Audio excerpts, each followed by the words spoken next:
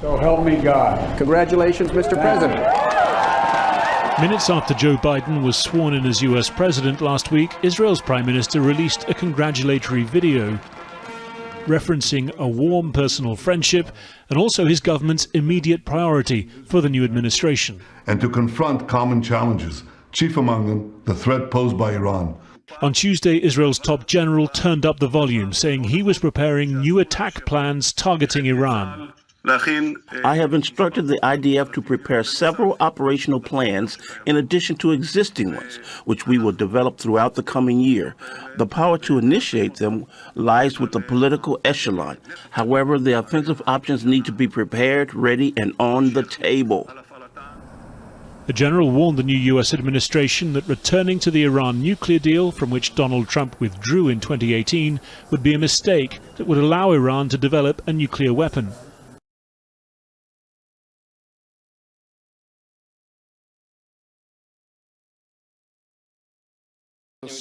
On the phone with Vladimir Putin for the first time as president, Joe Biden had one main message. He would talk a tougher talk than Donald Trump. It's great to be with you.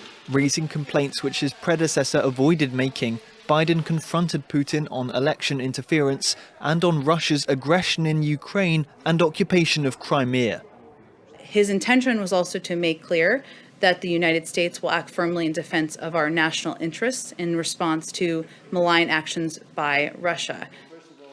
While Trump's administration imposed sanctions on Russia, Trump himself took a softer approach, repeatedly going against his own intelligence agencies to cast doubt on the evidence of interference in the 2016 elections. Biden, who has in the past called Putin a KGB thug, raised concerns about the massive cyber attack involving US company SolarWinds, discovered at the end of last year, where Russia allegedly infiltrated several US government agencies, as well as Microsoft and Google.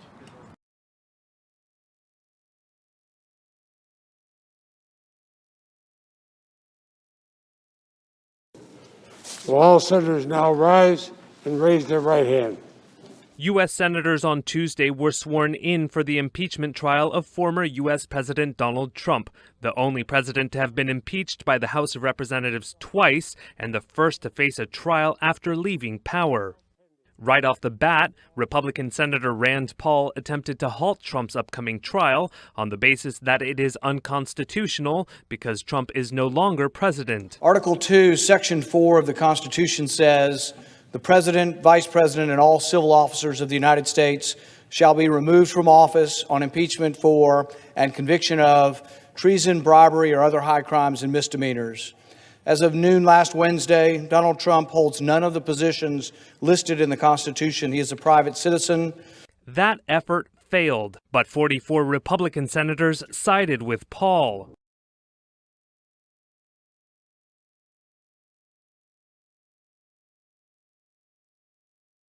India has lodged a strong protest with the Italian authorities after the Indian embassy in Rome was vandalized by miscreants ahead of India's Republic Day celebrations. Khalisani flags were raised and walls were scribbled on. In fact, a video of the incident was also taken, and India has now reminded Italy that the safety of Indian diplomats and officials is their utmost responsibility. It has also demanded action against the perpetrators. At the same time, it has also praised Britain for tackling the situation promptly.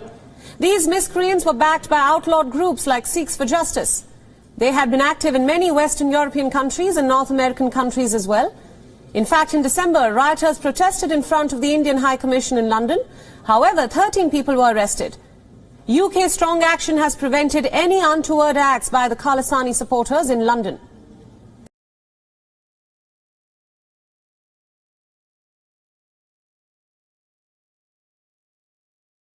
Well, the European Union is demanding answers over the millions of undelivered doses of the coronavirus vaccine that it ordered.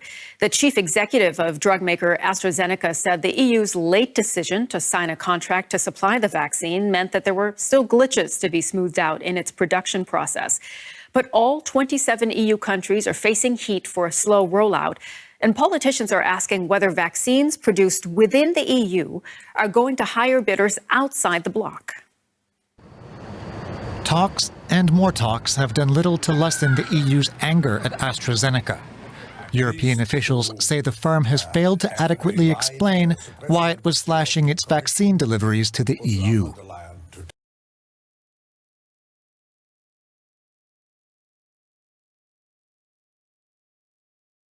The United Kingdom is the first European state to record more than 100,000 deaths linked to the pandemic. And according to the University of Oxford, the UK has one of the highest COVID death rates anywhere in the world. Prime Minister Boris Johnson, whose handling of the pandemic has been heavily criticised in some quarters, said he was deeply sorry for every life lost and that he took full responsibility for everything that the government has done. Professor Chris Whitty, the UK's chief medical advisor, said there would be many more deaths in the coming weeks before the rates would start to fall.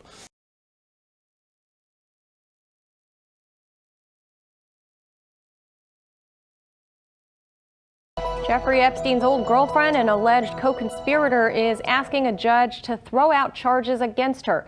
Ghislaine Maxwell claims she's protected by Epstein's 2007 non-prosecution agreement.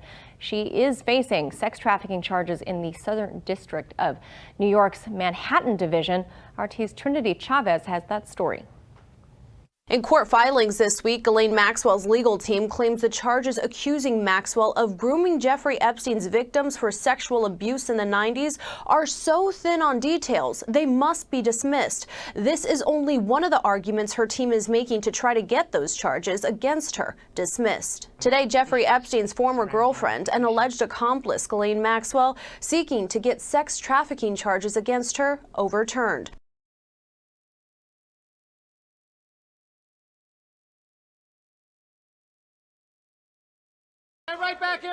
Women who have accused Harvey Weinstein of sexual abuse are being offered a payout through the bankruptcy of the Hollywood company he founded.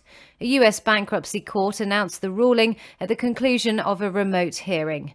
Judge Mary Woolraff approved the Weinstein Company's liquidation plan that will set aside $17 million for those who say they are his victims. She overruled an objection from a handful of women who are looking to pursue appeals of their claims outside of bankruptcy court. Woolraff said 83% of sexual misconduct claimants in the bankruptcy want closure. The Weinstein Company sold its assets to Lantern Entertainment, which later became Spyglass Media Group, for $289 million after it filed for bankruptcy in 2018.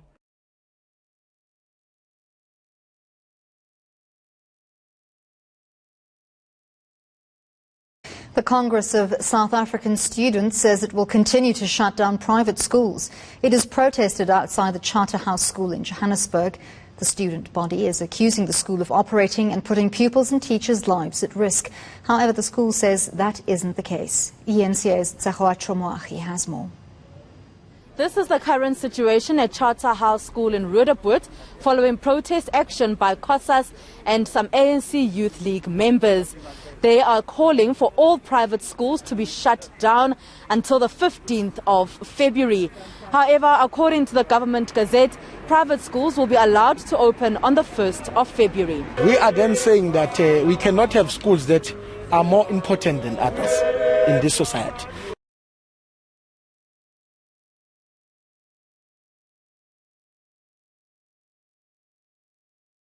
It's a life or death drama at a hotel in Phoenix. We've got an irate guest of another guest here running around with a gun here. He's beating up on his old lady. The hotel guest runs off with his baby. Then his desperate wife calls police. My husband just took my baby. He has a gun. He's loaded. He took the baby. He's trying to kill him. He's shooting fire. He's going to kill people. He's shooting guns. A witness calls 911. He has a gun and he has a baby in his arms. He is shooting. He's shooting right now. A cop gets there just a minute later. The gunman opens fire. Oh, hey! Drop the gun! Drop the gun, dude! He has a kid hostage right now. He has a gun. He has made one gunshot already. We need more units. Dude, put the kid down, man! Stop! Other cops get there. He's got a gun, man. He's got the kid. When the suspect points the gun at the infant, a police sharpshooter lines up his shot.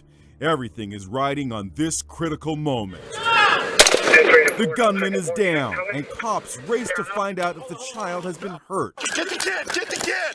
Come here, buddy! Come on, buddy. Come on. Come on. I got the kid. I got the kid. Hey, buddy. Are you okay? Hi, bud. The gunman, identified by cops as 37-year-old Paul Bolden, was pronounced dead at a Phoenix hospital.